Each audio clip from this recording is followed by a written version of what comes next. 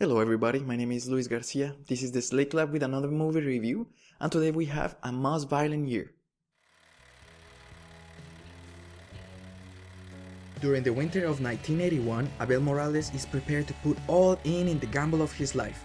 But this is not the most favorable moment to invest in New York, regarded as the most violent year in the history of the city. Abel is a wealthy entrepreneur, part of the heating oil industry as heritage from his wife's family. Competing with other providers, he finds himself in a war for the buck and facing a deadline for a contract that will determine his capacity for expansion. He has to make the decision to keep his integrity or change colors and mix with the background in the most violent year. This movie presents the inspirational spirit of the hungry immigrant that strives for a better future for his family, but never forgets where he comes from and the values that are part of him. He is very resolute, always with the goal at sight. Contrasting is his wife Anna, a very refined and stylish woman. In a contemporary role, she will move in the background, but not missing any business move. Long nails and a daring attitude. She can almost take you by surprise, when without noticing, you see that she's in charge. She's not the woman behind the shadow, she shines from the back. They will do what they can to maintain their business and fight the war, compromising, putting in the line, and evolving in a place where others will run from. If you are not afraid, it's because you're not doing enough.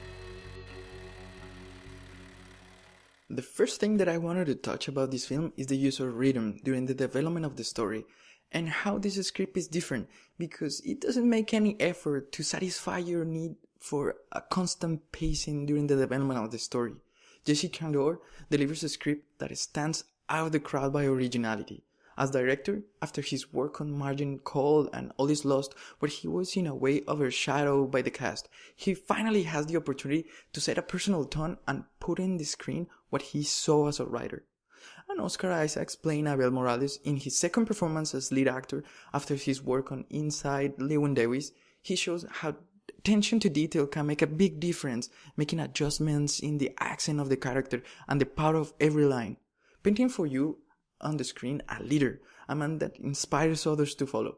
But the brightest star of this film is Jessica Chastain, with an incredible supporting role that makes you cheer up, jump and cover your eyes.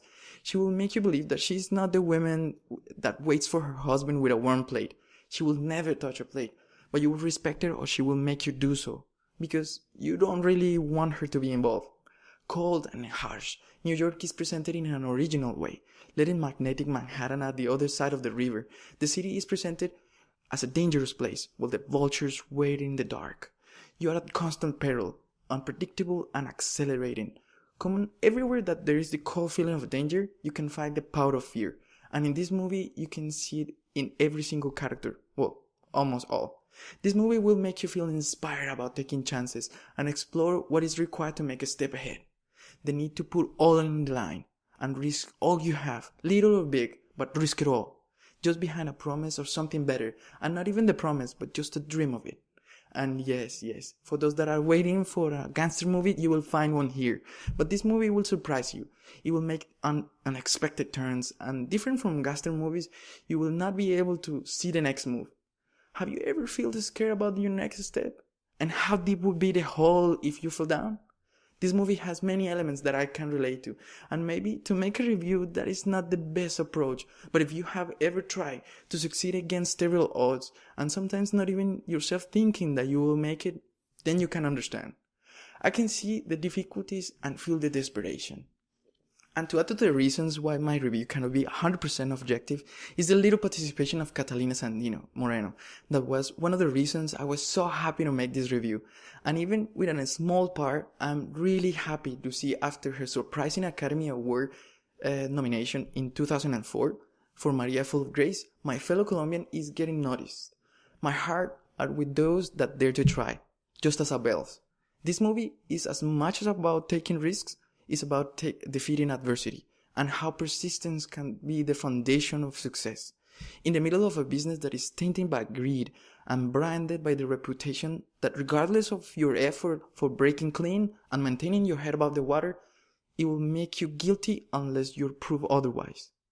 Changing a bit of tone, the costume design and photography of this movie is very successful and transporting you at the time of the events, maintaining the textures and feeling of the season without mocking or using stereotypes.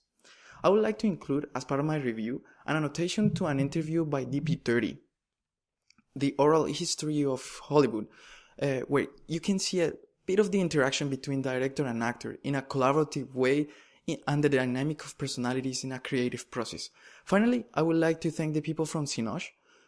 Tous les gens from Cinoche, merci beaucoup pour l'opportunité d'assister à la première. Visitez son site web, cinoche.com. And thank you very much for your time. Don't miss the opportunity to watch this film. And don't forget to subscribe and make a comment. If you like it, please check other reviews in my channel. And thank you very much.